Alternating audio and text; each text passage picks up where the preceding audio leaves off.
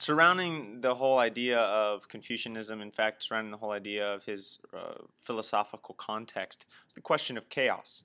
During his time, there were various Chinese methods at trying to understand how to get away from chaos.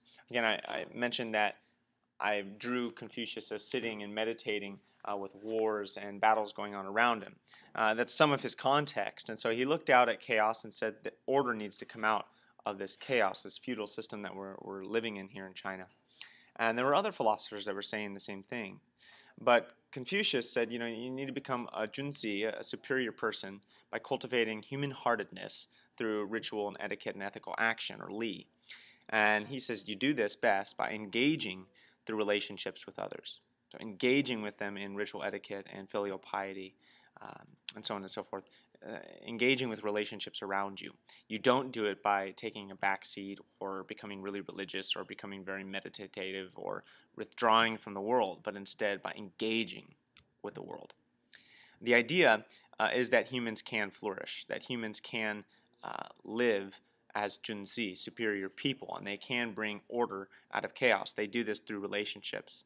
And as they do this through relationships, not only do they flourish, but then their relationships flourish, and slowly but surely as that builds and multiplies, society flourishes.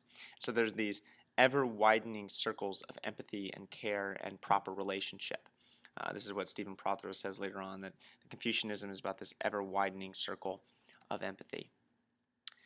Now, to replace the chaos, to flourish as a human being, to become a junzi, is to go through a few steps, as it were.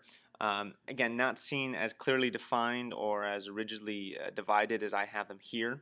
We'll talk a little bit more about that later on after Confucius dies. But the first process is education. The first thing we need to do is educate ourselves to understand that there is chaos, that we are meant to act as junzi, as superior people in social harmony with one another, cultivating ren and cultivating li. And we educate ourselves through the 4 books. These replace the 5 classics. You can read more about those in the text or by looking them up online. But the education of Confucius kind of centers around the 4 books. The Analects of Confucius, the Mencius, the Great Learning, and the Doctrine of the Mean. Of course, the most important of these are the Analects. I know some of you in the class are reading the Analects. You'll find them very philosophical, very proverbial in a way, and you might also see them pop up in your fortune cookies as well.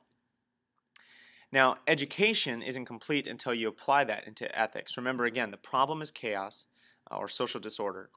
The solution is social order, and the technique are ethics, understanding those ethics, and then applying those ethics in ritual etiquette. And so you're going to see that process. So you learn it through education, and then you learn the ethics from that education. So pulling from those 4 books, you get the 5 virtues. You get human-heartedness, that ren. You get justice, you get propriety, you get wisdom, you get faithfulness. Now, you can read the 4 books, you can understand the 5 virtues, but that doesn't mean much until you apply that to your relationships and live that out in etiquette in those relationships. And to Confucius and Confucians, there are 5 relationships that are kind of key. That between ruler and subject, that between parent and child, that between husband and wife, that between elder brother and younger brother, and that between one friend and another friend.